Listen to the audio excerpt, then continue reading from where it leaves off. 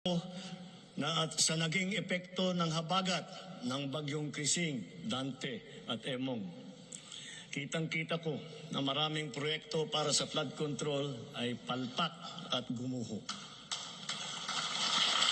At yung iba, guni-guni lang. Huwag na po tayong magkunwari.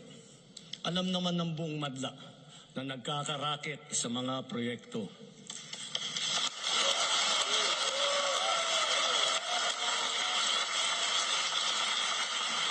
Mga kickback, mga initiative, errata, SOP, for the boys. Kaya sa mga nakikipagsabwatan upang kunin ang pondo ng bayan at nakawin ang kinabukasan ng ating mga mamamayan, mahiya naman kayo sa inyong kapwa Pilipino.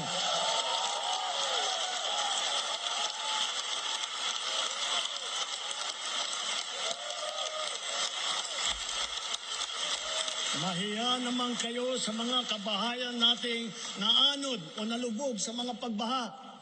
Mahiya naman kayo, lalo sa mga anak natin na magmamana sa mga utang na ginawa ninyo nang binulsan nyo lang ang pera.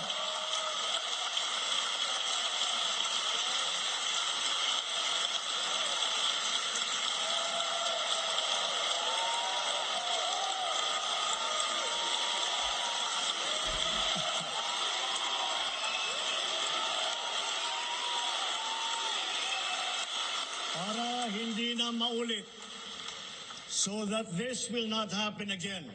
First, the DPWH will immediately submit to me a list of all flood control projects from every region that were started or completed in the last 3 years.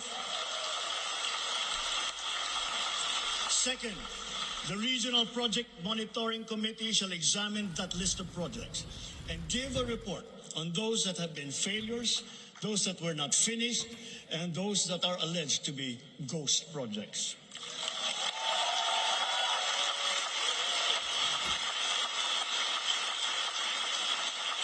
And third, we will publish this list.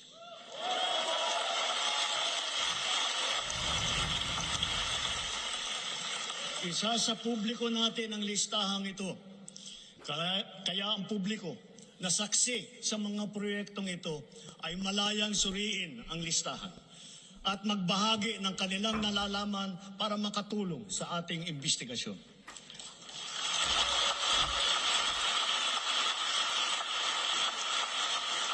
At the same time, there will be an audit and performance review regarding these projects to check, to make sure, and to know how your money was spent.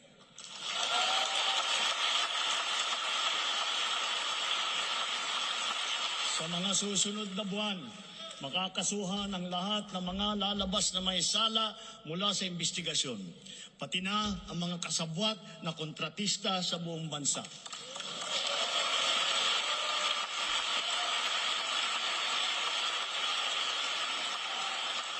Kailangan malaman ng taong bayan ang buong katotohanan. Kailangang may managot sa naging matinding pinsala at katiwalian.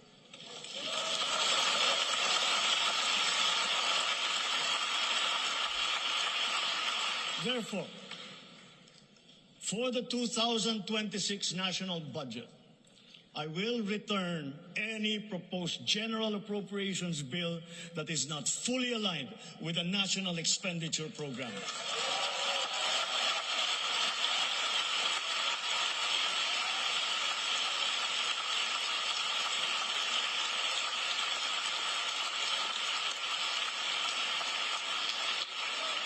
And further, I am willing to do this even if we end up with a reenacted budget.